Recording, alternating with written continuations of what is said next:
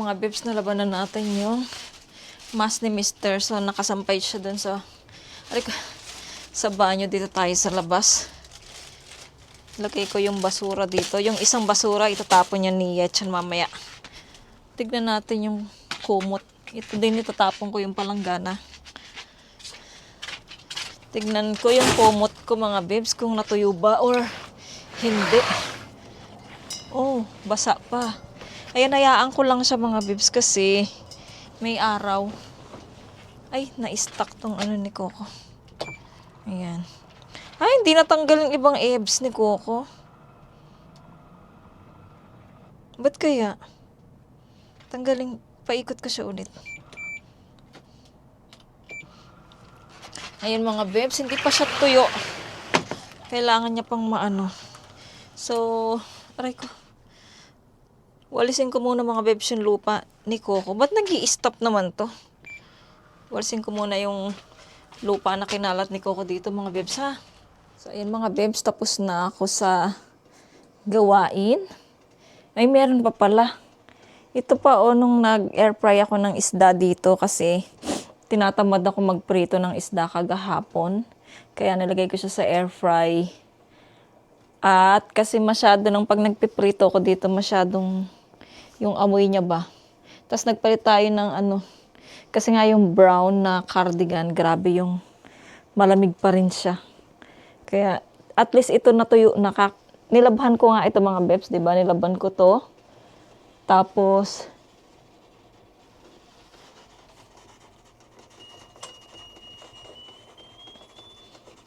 tabi natin siya dito, mga bebs. So, nilaban ko nga ito, mga bebs, tsaka yung puti. So, natuyo na rin naman siya. Kaya, sabi ko, isuot ko siya dahil malamig. Lamig. So, tapos na kumulo na yung tubig, mga bebs. Tinanggal ko muna siya doon sa in-off ko na yung induction. Tapos, ito mamaya, hugasan ko ito mamaya, mga bebs. Dito muna siya. Nilagyan ko muna siya ng hot water. And then, tingnan natin yung ating, daming kanin. Kasi nga, mga bebs, hindi na kumakain dito si Mr. ng gabi. Dahil nga madalas overtime, lalo na, mga bebs, mag-holiday. Kaya talagang todo sila ngayon sa work sa company. Kasi nga mag-holiday na. Kasi ilang days din yung holidays, di ba, mga bebs? Ayan. Tapos marami silang dapat gawin at tapusin sa work nila. Kaya sila ay nag-overtime lahat, mga bebs. Na-stress pa si Mr., mga bebs, dahil sa merong mga kasi doon, kasamahan siyang mga foreigner, hindi Pinoy, mga bebs, ibang lahi sila. Tapos hindi sila marunong mag-Korean, and then syempre hindi sila maka-explain. Tapos si Mr. lahat ang gumagawa, mga bebs. Sila, pagkatapos nila kwento-kwentuhan lang sila. Tapos si Mr. nai-stress sa kanya lahat, napupunta yung mga trabaho. Kaya napansin din yan ng boss nila. Kaya sabi ng boss siguro, baka tanggalin na sila doon mga bebs sa company. Ayun, so, kasi wala silang tutulong eh. Dapat, pag pumasok ka sa ganyan, ayusin mo yung trabaho mo, hindi yung nakikipagchismisan ka lang. Alam nilang very busy today, very busy sa 2 weeks na yan dahil nga magha-holidays. Hindi sila yung mabilisan kasi mga Korean mga bebs, mabilis silang magtrabaho. Ang kanilang pambansang ay salita is pali-pali. Yung pali-pali is dali-dali, yung ganun. So lahat sila ay pali-pali dapat, ganun sila. Pero yung mga ibang lahi na kasama niya na stress si Mr. mga bebs. Ayun, kaya baka tanggalin sila mga bebs kasi hindi sila pwede sa ganyang work na pali-pali, yung dali-dali mga bebs. So ayan, anong oras na ba? Oh my guys, 12:00 na. Painit ko na pala yung sabaw namin, yung ulamin namin ni Yetchan. Wait lang, ilagay ko muna kayo dito. Yan, dyan muna kayo. At ramdam ko na rin yung gutom. So, painit ko na yung sabaw. Kasi kaya binili to ni Mr. mga bebs. Di ba nga kahapon yun kumain siya ng ganyan sa restaurant. So, siya yung, parang siya na, ay ako kumakain ako dito yung nang masarap yung mga anak ko at asawa ko hindi kumain, hindi ko sila nakasama kumain dito. Kaya ayun, kaya bumili siya mga bebs kagabi, nag-take out siya. Kaya ayun, ay may pagkain tayo ngayong lunch. Meron pa doong isang kita nyo naman, meron pang isang lalagyan do ay may isa pa doon naka-reserve, so baka kainin din yan ni Mr. at ni Yeram kasi favorite yan ni Yeram at ni Mr. Alam nyo ang magkaanong ugali mga bebs, si Mr. at saka si Yeram, magkapareho talaga sila. Nakikita ko sa mga action nila, magkapareho gaya pag dito, pag sa kusina. Si Mr. kapag nag-aalmusal mag-isa, yung malapit na sa kanya yung basura, pero yung pinaganuan niya ng milk, gaya itong milk na to mga bebs. Wait lang ha. Itong milk na to, 'di ba? Itong box niya. Kasi nga every morning kumakain siya nung Weet-Bix na binili niya.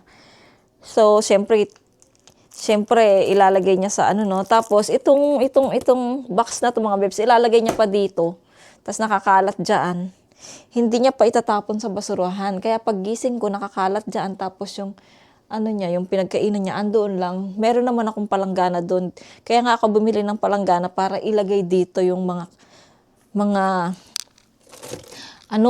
yung mga hugasan. Tapos si Yeram din ganun din, hindi niya nilalagay sa palanggana. Tapos sa damit naman na pinaghubaran nilang dalawa, andoon na yung lalagyanan ng marumi, ilalagay lang nila doon sa harapan doon mga bebs. Si Yeram nilalagay naman niya, pero sa kanya yung medyas niya, kung saan-saan naman niya sinisiksik yung pinaghubaran niya. Kaya minsan kapag nag-aayos ako dyan sa cabinet, nakikita ko yung medyas niya nakasiksik dyan. Silang dalawa talaga mag-ama, magkapareho talaga sila mga bebs. Hay nako, buti pa tong isa, naman siya magaling, ko tong si Yetchan. Kaugali ko naman si Yetchan mga bebs, masinop siya. Hindi gaya nung dalawa mga bebs, grabe ang stress ko sa dalawang yan. Tapos, pag may hinahanap sila, siya palaging may hinahanap, kaharap niya na hindi niya pa makikita yung hinahanap niya. Sabi ko, kung snake yan, natuka ka na, sabi ko sa kanya. At kung hindi nakadikit siyang mo, nawala din yan, sabi ko. Di ba nga kita niya naman, marami siyang mga nakakalimutan. Nakalimutan niya yung cellphone niya, kung saan-saan. Nakalimutan niya yung card niya, kung saan kami kumain. Ganun yung ni Mr. Kaya dapat, lagi ka nakaguide sa kanya mga bebs. Ayan, para hindi niya makalimutan, hindi niya maiwan kung saan yung mga gamit niya. Ganun. Tapos, lagi kang nakasunod sa kanya pag nandito sa bahay. Yung mga hinubaran niya, ganun. Ay, naku Lord. Yun ang ko kay Mr. Pasaway na Mr. So, ayan mga bebs. Mga bebs yung aming sabaw. Lagyan ko siya ng ganito. Ng onion leaves, mga bebs. Ayan. Onion leaves ba to sa tingin nyo? Ayan, ganyan. Magtira tayo kasi nga mga bebs, meron pa tayo dong isang sabaw. Isang na sabaw. Tira natin to. Gusto mo lagyan ng noodles? Katana? Uy. Ay, hindi ako marinig ng isa kasi naka-headset siya. Ayan mga bebs. Meron din siyang noodles kung gusto mo siyang lagyan. So, lagyan natin siya ng noodles.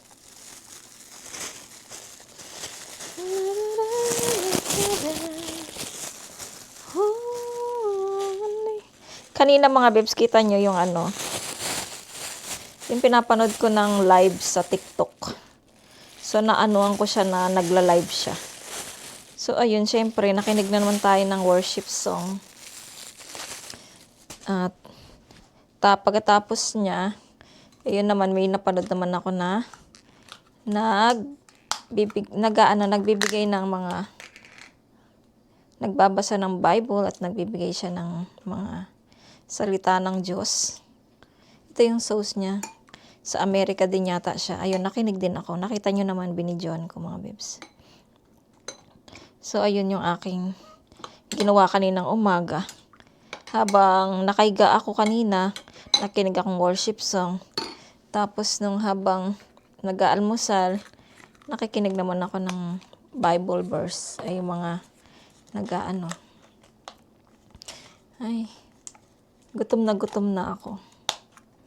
Alas 12 na pala, kaya ramdam ko na yung gutom. Ito naman yung bagoong nila mga bebs na pang asin-asin na kailangan ay maglagay tayo. Ayan. Tapos ito yung aming kanin, parang Chinese or Japanese style. Korean style, ganyan din naman sila kumakain mga bebs ng kanin. Diyan nila nilalagay yung kanin nila. Kita nyo naman sa mangkok nila nilalagay. Ayan, ganyan. Dito lang talaga sa bahay yung pina-style ko sila ng Philippines style. Kaya plato talaga yung ginagamit namin. Tapos meron tayong radish kimchi. So, i-ready ko muna itong mga bebs. Ready ko siya dito sa aming mesa na hinihingi ng nanay ko. Pinakita ko na rin to sa ate ko mga bebs na tinignan niya kung ano yung size niya at kung magkakasya nga ba ito sa box. Kaya sabi niya baka kasya, kaya baka madala natin siya. Ay mapalagay natin siya sa mga bebs, sa box. Kasi gusto ni mama ko yan yung pag daw kumakain siya sa kwarto, baka malagyan na naman to ng kimchi, yung kakalaba lang nito. Ayan, so ready na yung aming pagkain mga bebs. Wait lang, tas upo na tayo sa ating trono at tayo ay manonood ng vlogs. Wait lang mga bebs.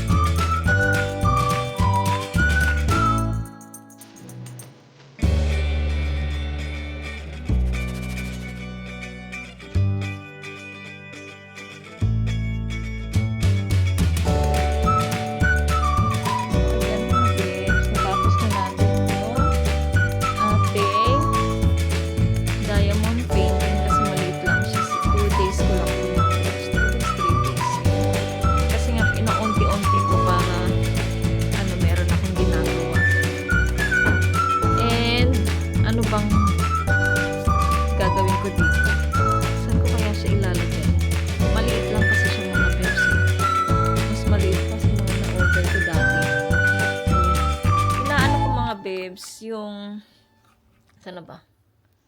Yung kulay ng aking camera. Pero pag dito siya mga bebs, okay naman yung kulay ng camera. Siguro kapag tinatransfer ko siya mga bebs sa, nasabi kasi yan ni Sis Divina, yung kulay nag-iiba daw yung, ng aking camera. Yung mga vlogs ko. So, dito sa camera, okay naman siya. Pero pagka tinatransfer ko siya dito sa aking cellphone, kasi nga dito ako nag-i-edit mga bebs, naggaganon yung kulay niya, sobrang liwanag. Kasi dati dito talaga ako nag-i-edit dito sa Samsung. At sinubukan ko mag-edit doon sa cellphone ko. Kaya ngayon, ang gagawin ko, dito na ulit tayo sa Samsung mag-i-edit. Titignan natin kung same lang din ba ang kulay nung mga videos ko, mga bebs, yung kuha ng videos ko. Titignan natin kung same lang din ba.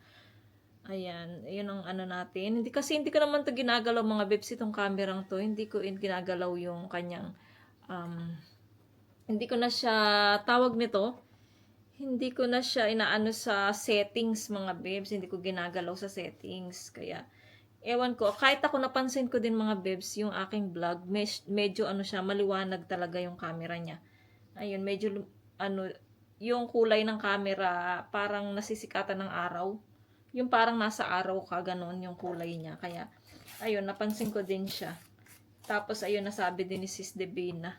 So, ayun, ang gagawin ko, dito ko na lang siya sa Samsung, i-edit. Siguro mamaya, i-edit ko na siya para, ayun, bukas ay mapanood nyo na tong vlog na to mga bebs. Ayun, may hinihintay kasi akong parcel. Bakit ang tagal? Hindi pa siya dumarating. Ano ba yung in-order ko na parcel doon? So, ayan mga bebs, natapos ko na siya. Gagawin ko, lalagyan ko ng tape ulit to na green para hindi makita yung mga ganito-ganito yung mga size niya, ganon. Para katulad siya nung, ayun yung ating ginawa. Kung kita nyo yan mga bebs. Ayan, yan 'di ba yung ating Last Supper ni Jesus. Nilagyan ko ng green yung gilid niya. Ayan, so ganyan din gagawin ko. So ayun mga bebs, 'di ba sabi ko sa inyo, tapos ko siyang pakuluin itong ating kaldero, ay ipupunasan natin siya ng wet tissue at saka ng oil. So pinunasan natin siya, ito yung lumabas mga bebs, oh. Kita nyo ba yan? Wait lang ha. Ayan, yung ganyan, oh. Kaya, dapat, bago gamitin itong mga ganitong kaldero, yung mga stainless, ganito muna yung gawin, yung linisin nyo muna ng ganito. Tissue or wet tissue, tapos oil mga bebs. Kaya, bumili si Mr. ng ordinary oil. Ito, hindi namin to gagamitin sa pagluluto mga bebs, kasi nga, pwede naman siya, pero nagbago na kasi kami ng oil, mga bebs. Binili niya lang to para dito sa natin. So, punasan pa natin mga bebs. Pakita ko sa inyo. Ay, wait lang mga bebs. Ayan. Ba't tayo lumalapit? Ayan, ganito ang pagpunas.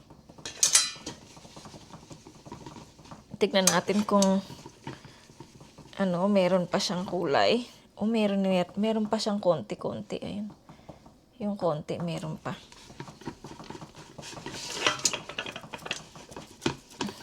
Nakakapagod lang, pero kailangan eh. Ay, mga bebs. Pagkatapos daw mga bebs na ganito yan, pakuluin siya ulit ng baking soda. Sabi ni Mr. Yung isang pressure cooker, hindi pa namin yun naasikaso. Ay, ang dami pa. Nakakaano naman gamitin. Mga bibs. Kasi hindi maganda sa katawan yan mga bibs eh. Diba? Kailangan malinis siya. And it's not good sa ating body.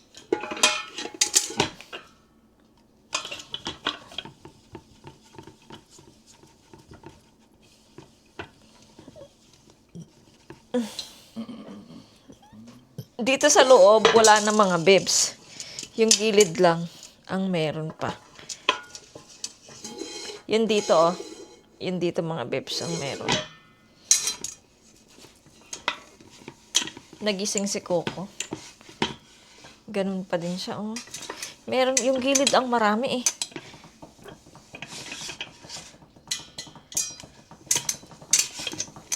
Tapos nun, pakuluin na naman siya. Oh, dito kaya. Tingnan natin dito.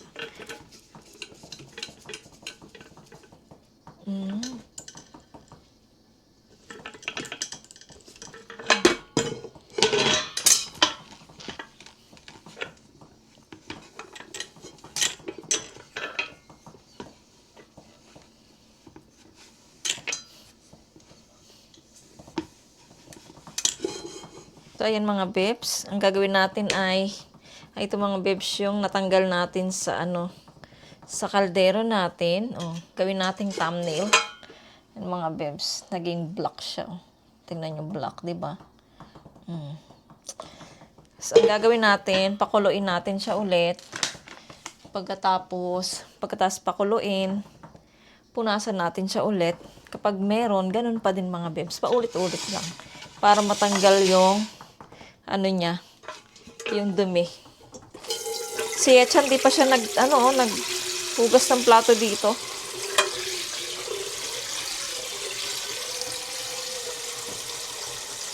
Hindi ko patuloy na pakuluan yung yung baboy kasi kailangan muna tong linisin ng maayos. Asa na ba yun? Kasi yung baka pumasok sa karne yung dumi kaya kailangan siyang anuhin ulit. Yan. Tapos pwede din natin lagyan ng suka, mga bebs. Lagyan natin ng suka. Ay, ang sakit ng tiyan ko pa rin, mga bebs, kung alam nyo lang. Hindi ko alam kung bakit. Nag-start to kahapon eh. Kahapon to nag-start, mga bebs. Sumakit na naman yung tiyan ko. Ano ba yung kinain ko kahapon? Ayun yung nakita nyo yung video, yung kinain naming omelette, tapos nag-milk tea. Uminom ako ng konting milk tea, tapos ayun. Tapos binigay ko na lahat sa anak ko. Kasi nga, pag kami, yung milk tea, parang meron yung caffeine, diba? So, ninervyusin ako. Sinubukan ko lang naman na uminom, pero okay naman. Tapos ayun, nung sumakit na yung tiyan ko, mga bebs na naman. So, ayan mga bebs, isasalang ko na siya dito. Sasalang na naman natin siya. Hindi na lumambot yung baboy ko. Yan. Kasi matagal na rin yan mga bebs na hindi namin siya. Hindi, ay matagal, matagal na, yan tawag nun? Matagal pa, nalilito. So, ilang years na namin hindi pa to nagamit, kaya sayang naman siya dyan, kaya gagamitin namin siya. Gagamitin ko siya. Nahugasan ko na rin yung dito, yung air fryer na ginamit ko kahapon sa isda. Ito yung air fry, mga bebs. Nahugasan ko na siya kanina.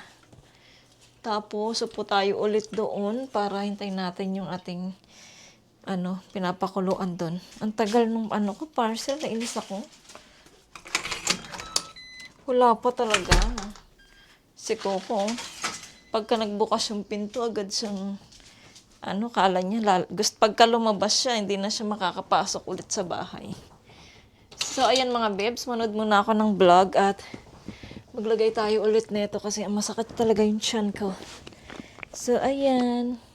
2,000 years later. Ayan. So, nakulo na tong ating pinapakuluan dito. Tapon natin yung dapat pa, ayun. Ba't ayaw? Ayan. Wow! Nagganyan kulay. Kasi nga may suka siya. Ito siya mga bebs, nagganyan yung kulay. Kita nyo ba? Kasi may suka siya. Tapos, banlawan natin ng malamig para mawala yung init niya. Mapunasan natin siya ulit. Mapunasan natin siya ulit ng tissue. Tingnan natin kung, ayun, malamig na siya. Ang bilis naman palang lumamig nito. Tapos, ito yung pinagpunasan natin kanina. Yung dalawang to. Tapos, itry natin siya ulit mga besh. Parang mauubos itong aking wet tissue Sana wala na.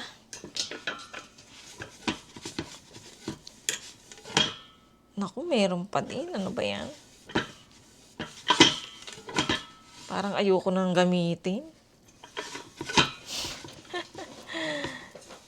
Parang ayoko na tuloy gamitin. Kainis. Ayun, meron pa Well, siguro dahil doon sa goma lang. Kaya, dito sa goma nito. Hindi kaya dahil dito. Punasan ko nga to. Wait lang.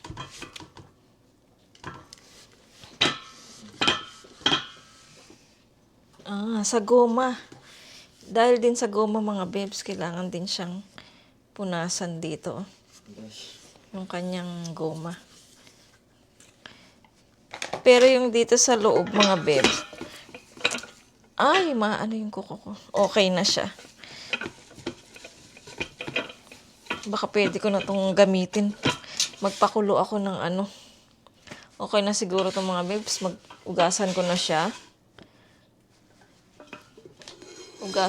siya. Sabunin natin. Tapos magpapakulo na ako ng tawag nito. Ng buto-buto. Pakuluin natin ng matagal dito yung buto-buto para lumambot siya. Hindi pa rin nagugas ng plato tong isa. Hinihintay ko kung kailan siya matapos dyan.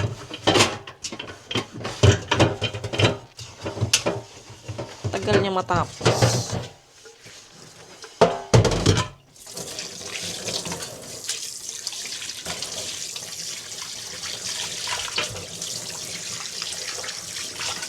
Sana lumambot dito yung baboy.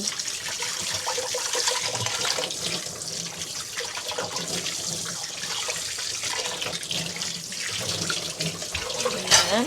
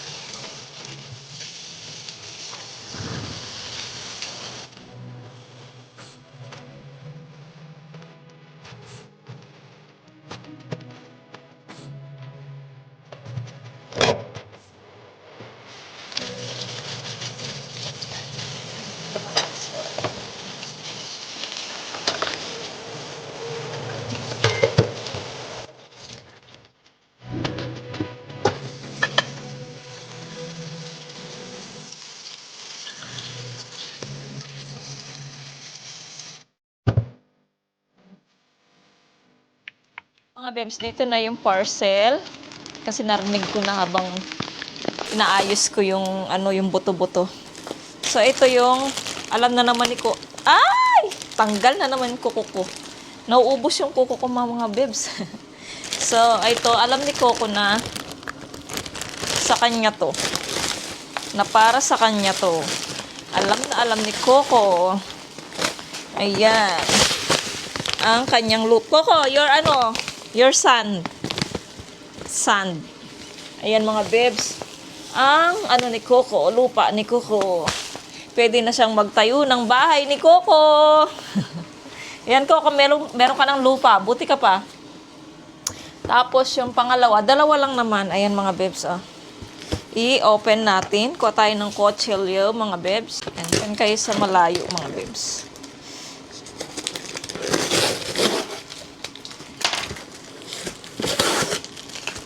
Tignan niyo si Coco, iniikot. Alam niya yung lupa niya.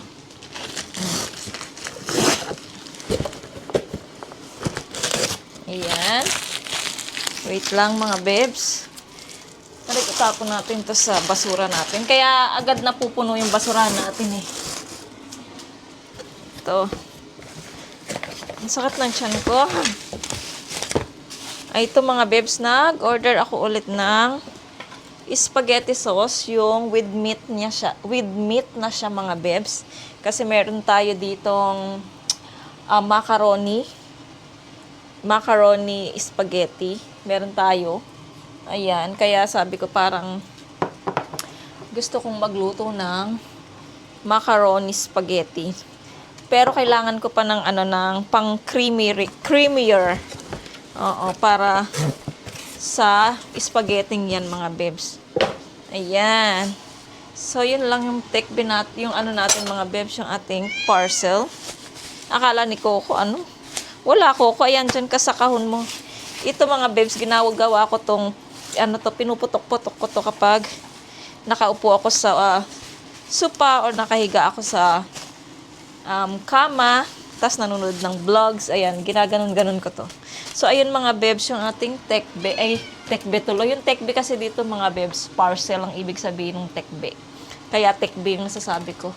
So, ayan, pinapakuluan ko ng mga bebs yung ating buto-buto. And then, magsi-CR muna ako mga bebs. Masakit kasi tiyan ko eh. So, balik tayo later.